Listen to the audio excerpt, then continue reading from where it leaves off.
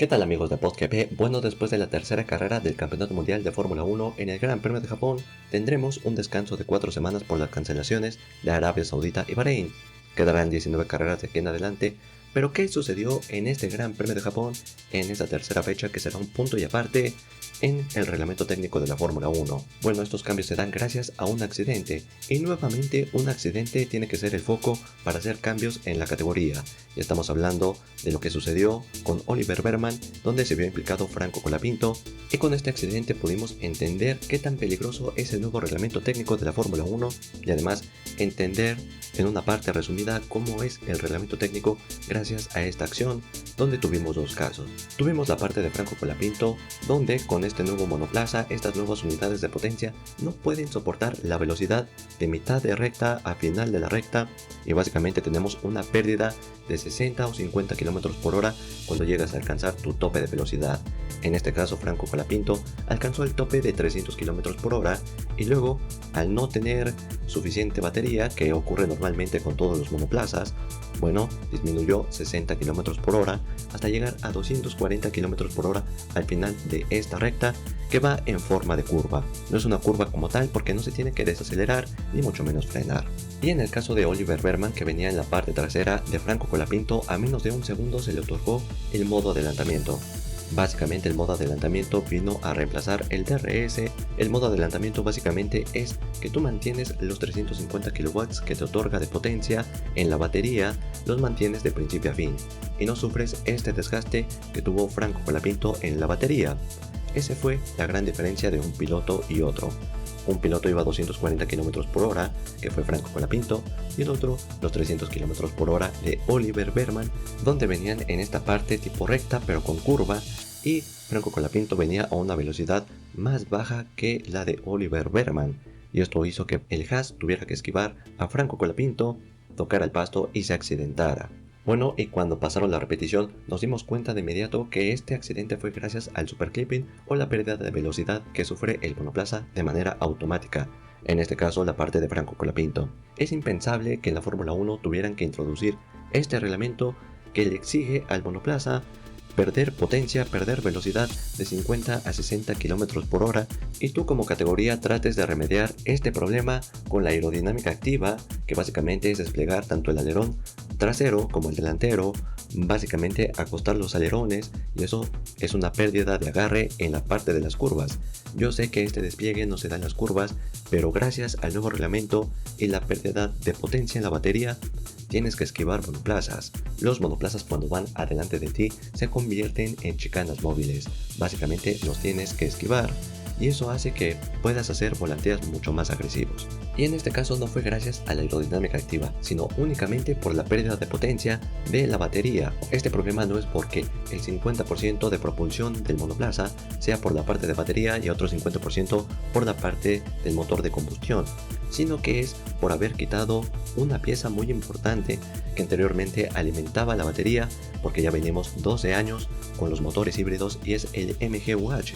Bueno, este componente, el MGUH, era básicamente una turbina que iba en la parte trasera de cerca del escape del monoplaza, y lo que hacía era girar a 125.000 revoluciones por minuto gracias a los gases que disparaba el motor, y este giro alimentaba básicamente la parte de la batería.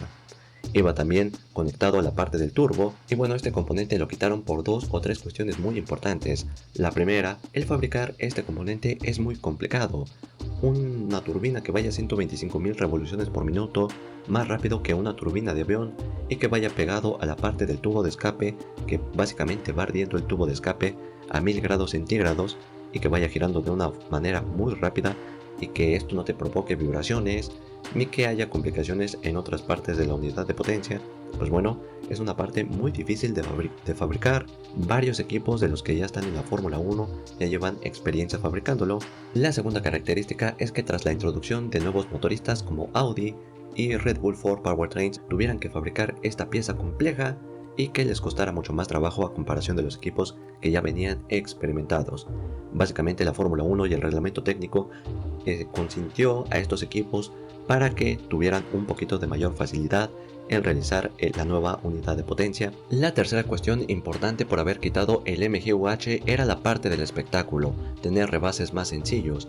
Esta turbina que teníamos con el MGUH básicamente alimentaba de forma gratuita la batería y no teníamos que llegar necesariamente a las frenadas o soltar el acelerador para que ésta te regenerara energía.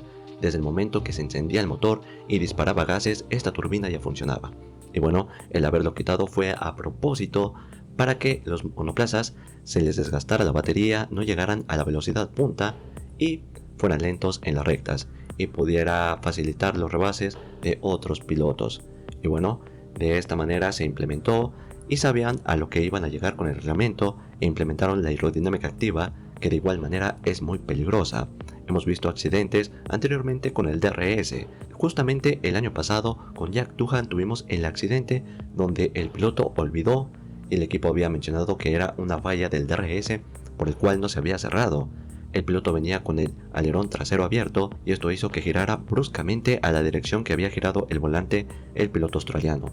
Y también tuvimos otro accidente en 2017 en Italia, donde estábamos en las prácticas libres y Marcus Ericsson, al encarar la recta principal y llegar a la primera curva, venía con el alerón abierto.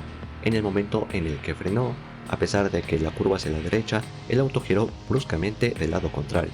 Del lado izquierdo, se impactó contra el muro de contención, empezó a girar, a voltearse el monoplaza. Bueno, ahora es una cuestión igualmente peligrosa porque los monoplazas no sostienen su velocidad de mitad a final de la recta y esa es una cuestión donde los pilotos tienen que esquivar a los monoplazas. Durante este descanso nos estamos preguntando qué es lo que va a cambiar la Fórmula 1 de aquí en adelante con este accidente de Oliver Bearman. Bueno, muchos desean que se implementen nuevas partes a la unidad de potencia para que vayan mucho más rápido, otros que se cambie de manera drástica, pero no va a ser de esa manera. Al no hacer cambios en la parte de la unidad de potencia, lo que puede hacer la categoría es hacer cambios sutiles en la parte del software que pueda modificar a la batería. Esto quiere decir que básicamente vamos a tener una pérdida de potencia sí o sí en los monoplazas.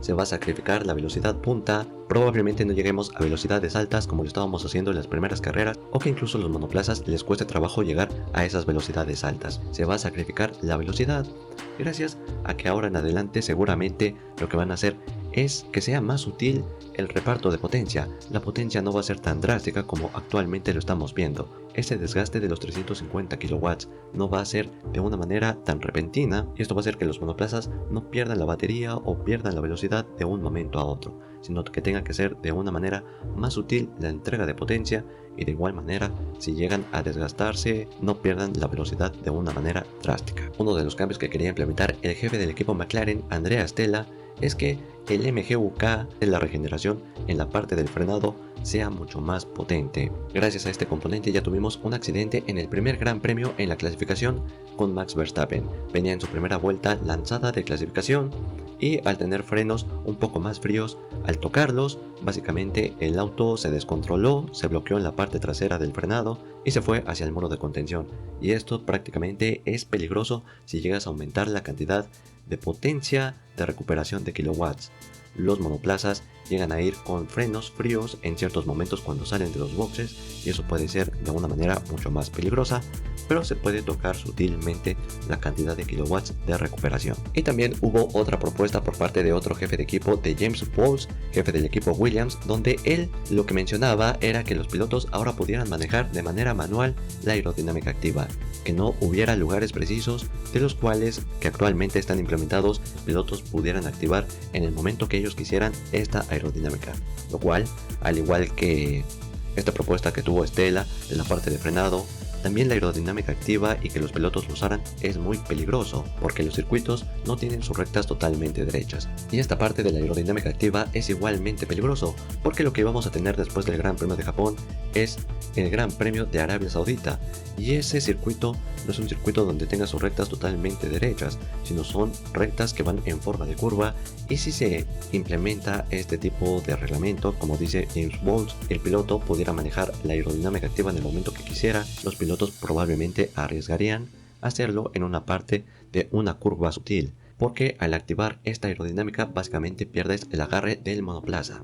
Otra propuesta que puede tener la Fórmula 1 es la cantidad de megajulios que le pueden otorgar a un monoplaza por vuelta. Probablemente lo que hagan es que le reduzcan la cantidad de megajulios o potencia que puede tener la batería, y ahora no será más megajulios. Y esta es una cuestión un poco fácil de entender de por qué no le dan más megajulios. Si el problema es que se están quedando los monoplazas de mitad a final de recta, ¿por qué no le otorgas más megajulios? Pues bueno, se tendría que administrar más la batería, y seguramente por más cantidad de megajulios que tú le des a un monoplaza, no la pueda sostener de mitad a final de recta. Lo que van a implementar es básicamente lo que tuvimos en la clasificación del Gran Premio de Japón, que le redujeron 1 megajulio por vuelta a los monoplazas, 8 megajulios. Y esto quiere decir que se arriesga la velocidad punta o la cantidad de potencia que te entregue la batería. Otorgarle más megajulios a los monoplazas es un arma de doble filo. Así como tú lo estás gastando esa cantidad de megajulios en potencia, lo tienes que recuperar la misma cantidad en las curvas, y tendría que ser mucho más administrativa la categoría. Y a esa parte no queremos llegar, porque ya tenemos administración de neumáticos, administración de combustible y ahora administración de batería. Así es que es una cuestión que va a trabajar mucho la categoría de aquí en el descanso que vamos a tener hasta el Gran Premio de Miami, que es a principios de mayo. Y bueno, esto ha sido todo en el video análisis de qué es lo que podría cambiar la categoría en cuanto a reglamento técnico de aquí a que lleguemos al Gran Premio de Miami. Nosotros nos veremos en la siguiente edición de PodGP. Hasta la próxima.